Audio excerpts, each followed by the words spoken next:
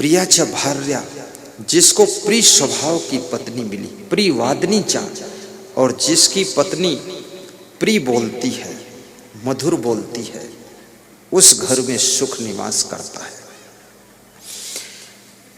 और पांचवी चीज, वत्स्य पुत्रो, जिस घर के पुत्र माता पिता के आज्ञाकारी हैं, माता पिता के इशारे से काम करते हैं, और माता पिता का पहला इशारा यही होता कि बेटा बेटी तुम ऊंची शिक्षा प्राप्त करो। दूसरा इशारा यह है कि चरित्रवान बनकर रहो ताकि मेरा नाम हो। आज यहाँ पर कुछ बच्चे प्रणाम करने आए, बेटियां थी 4-5, तो एक बेटी ने ऐसा कहा कि मुझे ऐसा आशीर्वाद दो कि हम आपका भी नाम आगे बढ़ाते हैं। तो ऐसा कोई आशीर्वाद मांगा नहीं था मेरे से, पहली बार उसने मांगा कि आपका नाम भी हम बढ़ाते आगे। तो मैंने कहा मेरा नाम क्या अभी बढ़ा नहीं? बोले बढ़ा है, कुछ कसर होगी तो हम भी बढ़ाएंगे। आपके अंदर ये भी तमन्ना होनी चाहिए कि गुरुदेव का नाम भी हम बढ़ाएंगे। गुरुदेव के नाम से आपका नाम भी बढ़ रहा है, लेकिन आपके काम से गुरुदेव का नाम और बढ़ सकता है। आप अच्छे भक्त बनोगे, संपन्न भक्त बनोगे, धनवान, गुणवान, महान, बुद्धिमान, चरित्रवान बनोगे, तो लोग कहेंगे कि उन गुरु के शिष्य हैं, तो उसमें गुरु का भी नाम होता है। अच्छे भक्त बनो, संपन्नता होनी चाहिए। भक्त महल बहु ऊंच है, दूर ही ते दर्शाए, और जो कोई जन भक्ति करे शोभा वर्ण न जाए। ऐसी भक्ति करो और आपके माता पिता का भी नाम बढ़ाओ। जैसे सीता जी के कारण राजा जनक का नाम याद किया जाता है, राम के कारण दशरथ जी की पहचान होती है, विवेकानंद के कारण परमहंस रामकृष्ण के गुरु को जाना जाता है। ऐसे शिष्य बनो कि तुम्हारे नाम से तुम्हारे गुरु की पहचान हो, और ऐसे पुत्र बनो राम जैसे कि आपके पिता दशरथ की पहचान तुम्हारे त्याग तप से हो, और ऐसी बेटी बनो कि तुम्हारे नाम से तुम्हारे पिता जनक की पहचान हो। ऐसा आपके अंदर ये कब होगा? जब पूरी ताकत के साथ मेहनत करोगे, संयम नियम से रहोगे और पूरी शक्ति को भक्ति में लगाओगे, तब आप सबका नाम कर सकते हो।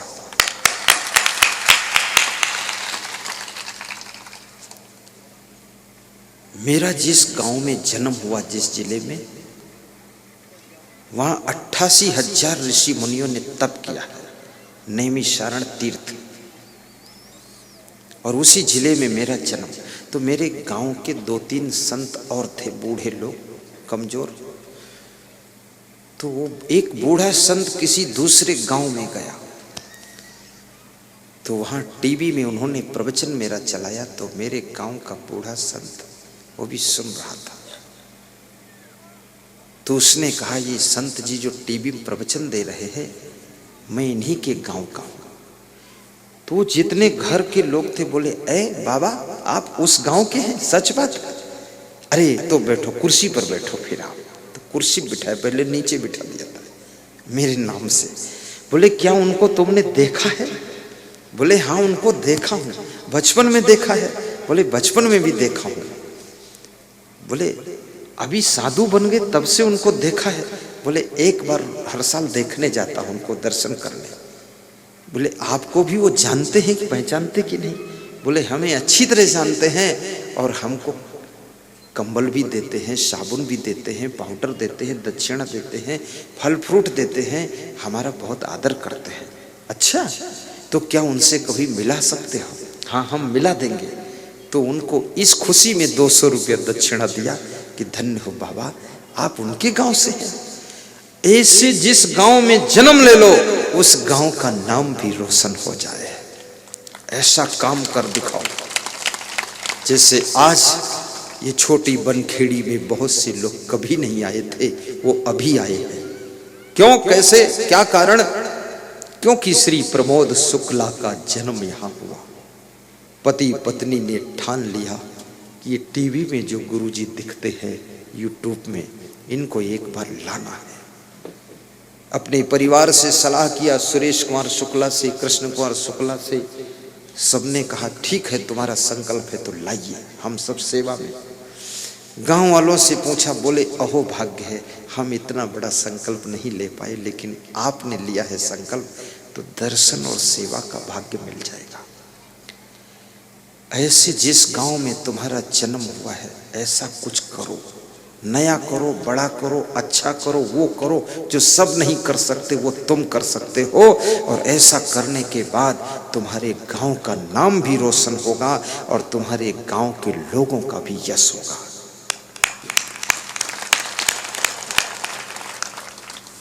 वश्य पुत्रो, ऐसे जिसके पुत्र हैं, ऐसी जिसकी पुत्रियां हैं, लाड़ियां हैं, जो कि यशस्वी कर्म कर रही है, उस घर में सुख निवास करता है। अर्थ करी च विद्या, और जिस घर के सभी लोगों को धन कमाने की कला मालूम, ये धन कमाने की विद्या भी होती है। कैसे धन कमाओगे? नर हो न निराश करो मन को, कुछ काम करो, कुछ काम करो, जग में रहकर कुछ नाम करो। नर हो न निराश करो मन को। हर व्यक्ति के पास में कला होना चाहिए। तुम 80 साल के बूढ़े हो जाओ तो भी थोड़ा कुछ काम किया करो, कुछ नहीं तो अपने पड़ोस में सब्जी उगाया करो, कभी सब्जी न खरीदना पड़े 100 रुपए की रोज, और उसमें मिट्टी में काम करोगे तुम बीमार नहीं होगी। सासू को भी चाहिए कि मरते दम तक कुछ न कुछ काम करती रहो। यदि तुम्हारी बहू बर्तन मांज रही तो तुम चाय बना देना, कभी लड़ाई नहीं होगी। और यदि तुम्हारी बहू कपड़े धो रही है तो तुम थोड़ा झाड़ू भी लगा देना। सासू होने का अर्थ ये नहीं कि रिटायरमेंट हो गए, कभी रिटायर होना ही नहीं है। खड़ी का नाम खटारा, चलती का नाम गाड़ी। जब तक काम करते रहोगे तो ये शरीर की गाड़ी चलती रहेगी, और काम करना बंद कर दोगे गाड़ी खटारा हो जाएगी। काम करो और दौड़ दौड़ कर काम करो। घर में कभी गरीबी नहीं आएगी। दुकान भी खोलो, दुकान भी चलाइए। अगर सर्विस नहीं मिली है तो ट्यूशन सेंटर चलाइए, कोचिंग सेंटर, स्कूल खोल दीजिए आप। और ज़्यादा नॉलेज नहीं है तो नॉलेज वाले टीचर रख लीजिए, उनको चलाइए, टीचरों को। ये सब कला सीखो।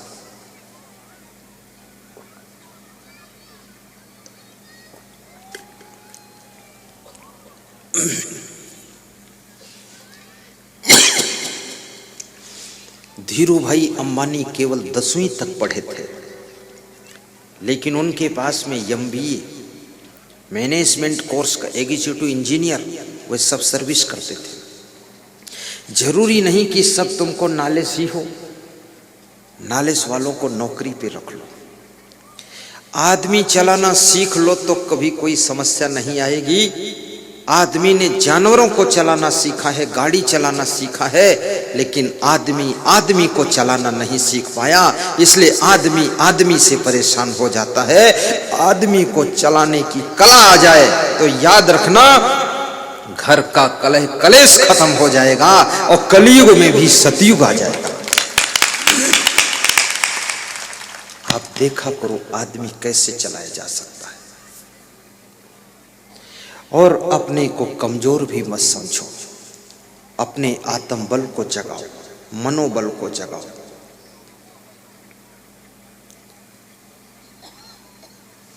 एक बहुत बड़े विद्वान के साथ में मेरा सत्संग लग गया। मैं तो ऐसे किसी के साझे में लगाता नहीं, लेकिन भक्तों ने लगा दिया, और वो भारी विद्वान व्यक्ति था। तो मैं अपने आश्रम फोन किया छत्तीसगढ़ से कि इतने बड़े विद्वान के साथ प्रवचन है, अब क्या करूं? तो मेरे आश्रम के संचालक साहब ने क्या कहा, उसमें विद्वता है लेकिन शुद्धता नहीं है। तुम्हारे में सरलता शुद्धता है, तुम चिंता मत करो, उनको नमस्कार कर लेना, सफल हो जाओगे। तो जो विद्वान आया तो उसके कमरे में मैं मिलने गया, उसको प्रणाम किया। तो मेरे से वो बोला, आप असंग देव हैं? हमने कहा देव नहीं, आपका दास हूं। तो बोला आइए बैठिए। हमने कहा आपको धन्यवाद है, आइए भोजन प्रसाद ग्रहण करने के लिए मेरे साथ चलिए। तो बोले चलो। मेरे साथ गए, बिठाया साथ में। तो उनका नियम था भोजन समय बिल्कुल बोलते नहीं थे, चुपचाप। और मेरा नियम है कि थोड़ा बोल भी देता हूं। अब इतना लोग परोस के ला रहे हैं अच्छी अच्छी चीज, तो कुछ तो अच्छा बोल दूं तो अच्छा रहता। तो वो चुपचाप थे, तो मैं भी फिर उनके डर से चुपचाप हो गया, क्योंकि जहां जैसा हुआ है वैसा। फिर वो थोड़ा जल्दी खा लिए, तो मैंने कहा आप चलिए महाराज जी। तो बोले नहीं, आप जब चलोगे तभी चलेंगे। तो हमने कहा है समझदार आदमी। साथ में उठे, कुल्ला किया, फिर उनके रूम में गया। मैंने कहा कि टाइम टेबल सेट कर लिया जाए, आप मेरे से पहले प्रवचन देंगे कि मैं आपके बाद दूंगा, क्या होगा? तो बोले मैं आपसे पहले प्रवचन करूंगा। मैंने कहा आप 1 घंटा करेंगे कि 2 घंटा करेंगे? तो बोले मैं 10 मिनट करूंगा। तो हमने कहा इतने बड़े विद्वान काशी से आ रहे हो, 10 मिनट? अरे बोले मैं आपको टीवी में सुना हूं, तुम्हारे सब सुनी है प्रवचन, हमार सुनी कोई ना, संस्कृत चाहे जितना बोली। तो हमने कहा नहीं नहीं, आप सुनाइए 1 घंटे। बोले नहीं बस। तो मैंने कहा मैं आपके साथ चलूं व्यास गादी पर कि बाद को आऊं? बोले तुम बाद को आओ, मैं पहले पहुंच जाऊंगा, वहां पहले से क्या बैठ कर करोगे? तो मैं बाद को आया, प्रवचन कर रहे थे। इतना महान व्यक्ति वो भी प्रवचन रोक कर खड़े हो गए। बोले श्री असंग देव जी आए हैं, सब लोग खड़े होकर स्वागत करो। तो हमने कहा महाराज आप बैठो, मैं नीचे से आपको प्रणाम करता हूं, आप क्यों खड़े हो? बोले उम्र से कोई बड़ा नहीं होता है, गुणों से बड़ा होता है। आप आइए, आप बैठिए, साथ में बैठूंगा। तो दोनों साथ में बैठे। हमने कहा और कुछ सुनाओगे आप? बोले बस सब हो गया पूरा, आप चालू करो। मैंने कहा मैं कितना सुनाऊं? बोले पूरा लास्ट तक, 2-2.5 घंटे। क्यों? तो बोले क्यों नहीं, आपकी वाणी सुनेंगे लोग। जरूरत है, हम इस तरह नहीं बोल पाते, हम अपनी विद्वता के ढंग से बोलते, लोग ऊब जाते, उठ के चले जाते हैं। और तुम थोड़ा मजा कर देते हो, बीच में हंसा देते हो, बोलो। तो मैं 2 घंटे प्रवचन दिया। उन्होंने कहा मेरे आश्रम भी आना काशी में, और हम आपको अपना आश्रम भी दे देंगे। तो मैं तो गया ही नहीं वहाँ, कभी नहीं गया, और जाऊंगा भी नहीं, क्योंकि आश्रम संभालना बहुत कठिन है। उसमें बुद्धि ज्यादा लग जाएगी मेरी, तो इधर गड़बड़ होगा प्रवचन में। हमारे संत लोग जितने आश्रम हैं, जरूरत होगी बना लेंगे। किसी का पुराना उराना ज्यादा लेना नहीं चाहिए, नहीं लफड़ा बहुत रहता उसमें। हाँ, क्योंकि सब वहाँ ओल्ड मॉडल सिस्टम है, और हम न्यू मॉडल उसमें सेट करेंगे तो डिस्टर्ब होंगे वो लोग। और अपना नया सिस्टम डालो तो ठीक रहता है। तो वो महाराज जी हमें याद कर रहे हैं, कभी आओगे तुम, पर जाऊंगा मैं कभी नहीं। ऐसे अगर आप में सरलता है, नम्रता है, आत्मबल है, मनोबल है, कहीं भी आप फेल नहीं होंगे। हाथ जोड़कर जो काम हो सकता है, वो झगड़े से काम कभी नहीं होता है, इसलिए नम्रता। अब घुटनों पे हाथ रखिए। तुम्हारे सबके शरीर के भीतर एक एक आत्मा विद्यमान है। वो आत्मा के कारण ही तुम्हारा शरीर जीवित है। उसके विदा होते ही शरीर की मृत्यु हो जाती है, और ये शरीर मरण धर्मा है, आत्मा अमर है। ये आत्मा न जाने कितने बार नए नए शरीरों को धारण कर चुका है, और पुराने शरीर को त्याग कर चुका है। इस आत्मा को मारा नहीं जा सकता, काटा नहीं जा सकता। नैनम छिन्दन्त शस्त्राणि नैनम दहत पावका, न चैनम क्लेदन्त्यापो न शोष्यत मारुता। न तो जल से भिगोया जा सकता, न हवा में सुखाया जा सकता, न आग में जलाया जा सकता, न शस्त्र से छेदन किया जा सकता। ऐसा है आत्मा। वासांस जीर्णानि यथा विहाय नवानि गृह्णाति नरोपराणि, तथा शरीराणि विहाय जीर्णानि अन्यानि संयाति नवानि देहि। न जयते मृते व कदाचित नयम भूता भविता व न भूया अजो नित्या शास्त्रो एवं पुराणो न हन्यते हन्य माने शरीरे। श्री कृष्ण कहते हैं जैसे मनुष्य पुराने वस्त्रों को छोड़ करके नए वस्त्र धारण कर लेता है, ऐसे ये आत्मा भाइयों बहनों पुराने शरीर को छोड़कर नया शरीर धारण करता है। आपकी पुरानी गाड़ी कोई ले ले और नई गाड़ी आपको दे दे तो उसको आप धन्यवाद दोगे कि नाराज होगे? बताओ, धन्यवाद दोगे। इसी प्रकार से ये मृत्यु जो है आपके पुराने शरीर को ले लेती है और आपको नया शरीर प्रदान करती है, इसलिए मृत्यु का स्वागत करना, धन्यवाद देना। कबीर साहब ने कहा है, जेहि मरने से जग डरे मेरे मन आनंद, और कब मरी हूं कब पाई हूं पूर्ण परमानंद, पूर्ण परमानंद। कबीर साहब कहते मृत्यु से डरो मत, मृत्यु 1000 बार आएगी लेकिन तुमको न मार सकेगी। तुम आत्मा हो, अमर हो, शरीर ही मरेगा। और शरीर तो जिस दिन से जन्म लेता है उसी दिन से मरना शुरू करता है। तुम अगर 1 दिन के हो चुके हो तो अपनी 100 साल की उम्र में 1 दिन मर चुके हो। लोग कहते हैं 1 दिन बड़े हो गए, नहीं 1 दिन छोटे हो गए हो। आप 100 साल की जिंदगी में अगर 50 साल जी चुके हो तो 100 साल में 50 साल कम हो चुके, 50 साल मर चुके हो, 50 साल जी चुके कहो तो ठीक, 50 साल मर चुके तो कहो ठीक। और जो शेष बचा है उसको भी जीना है, एक एक दिन खर्च करना है।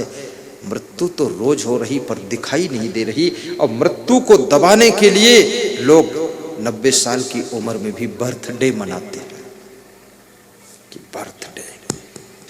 क्या भरोसा है इस जिंदगी का, साथ देती नहीं है किसी का। गाइए, क्या भरोसा है इस जिंदगी का, साथ देती नहीं है किसी का, साथ देती नहीं है किसी का। क्या भरोसा है इस जिंदगी का, क्या भरोसा है इस जिंदगी का। सांस रुक जाएगी चलते चलते क्षमा बुझ जाएगी जलते जलते। सांस रुक जाएगी चलते चलते, क्षमा बुझ जाएगी जलते जलते। दम निकल जाएगा रोशनी का,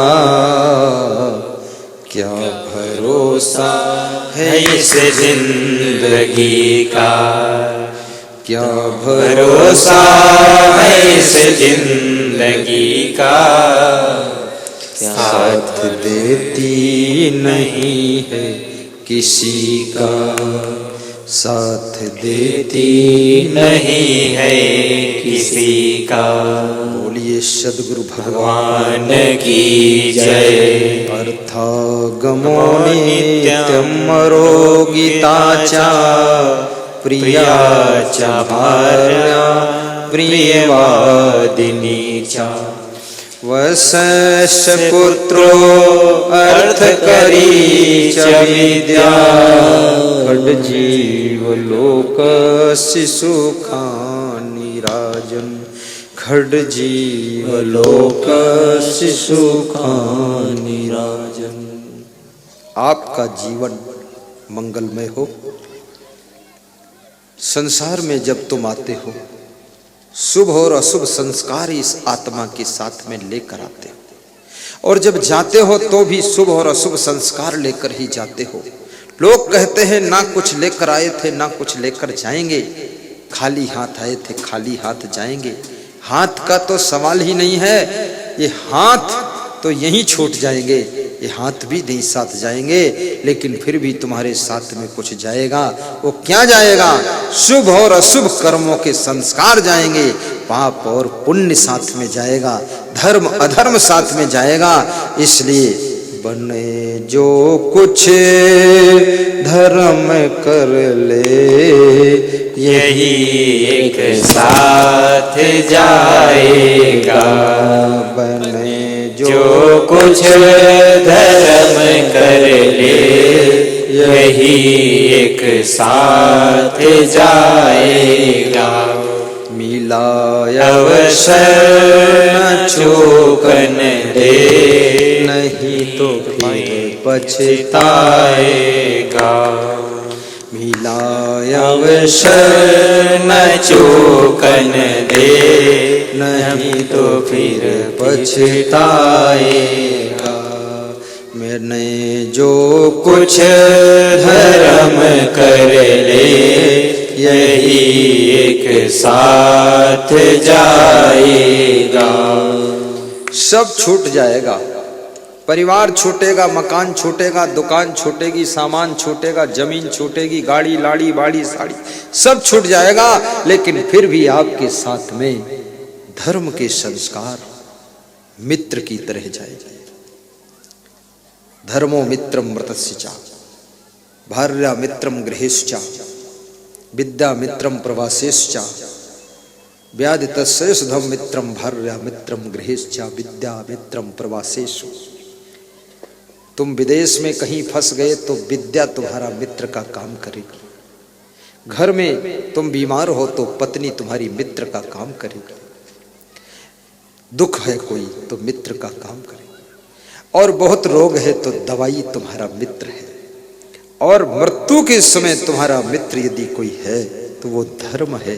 इसलिए जीवन में धर्म कमाना चाहिए। और धर्म कैसे होगा? माँ की सेवा करने से भी धर्म होता है, पिता की सेवा करने से बहुत बड़ा धर्म होता है, प्यासे को पानी पिलाने से भी पुण्य होता है, और गौ माता की सेवा करने से बहुत पुण्य होता है, धर्म होता है। गाय की भी सेवा करो, चिड़ियों को दाना चुंगाने से भी पुण्य होता है। और याद रखना, किसी गरीब को मदद करने से बहुत पुण्य होता है। कोई समागम कर रहा है, सत्संग समागम, उसमें सहयोग करने से आपको भी पुण्य प्राप्त हो जाता है। और सत्संग समागम कराने वाले को तो ढेर पुण्य मिलता है, बहुत धर्म होता है। संत की सेवा से भी धर्म होता है, गुरु की सेवा से परम धर्म हो जाता है। और याद रखना, किसी के कन्या के विवाह में मदद करने से बहुत पुण्य बढ़ता है। कन्या के विवाह में बाधा डालने से बहुत पाप लगता है। किसी का घर बस रहा है, बाधक मत बनो, बस जाने दो। और अपनी बहू को प्रेम से रखने से भी पुण्य होता है। मैं निवेदन करूंगा आपसे, इस पुण्य को चूकने मत दो। दान करने से बहुत पुण्य होता है। अभी मैं देख रहा था, यहाँ बहुत से लोग श्रीफल लाकर भेंट किए, कुछ दक्षिणा भी वहाँ डाल दिए, अगरबत्ती भी रखा है। मन में था कुछ हम भी भेंट चढ़ाएंगे। कभी मंदिर में जाना, थोड़ा भेंट चढ़ाना, कभी तीर्थ में स्नान करने जाना, वहाँ जो पंडा पुजारी बैठे उनको भी थोड़ा भेंट दे देना। कभी सत्संग में जाना तो वहाँ भी कुछ दान पुण्य कर देना। खाली हाथ मत लौटना। जब तक तुम्हारे द्वारा कुछ पुण्य नहीं होगा, गौ सेवा के लिए दान डिब्बों में अपनी सेवा अर्पित कर देना। और ये भी याद रखना कि यदि तुम पुण्य में अपना धन लगाते हो और पुण्य के कार्य करते हो, अपने परिवार को भी इसमें जोड़ते हो, तो आपके परिवार में दिव्य आत्माओं का भी जन्म होगा, श्रेष्ठ आत्माओं का जन्म होगा। और वह आत्माएं आपके घर में शांति पैदा करेंगी, उन्नति करेंगी। इसलिए आदमी को पुण्य करना चाहिए। बहुत बहुत धन्यवाद देता हूँ।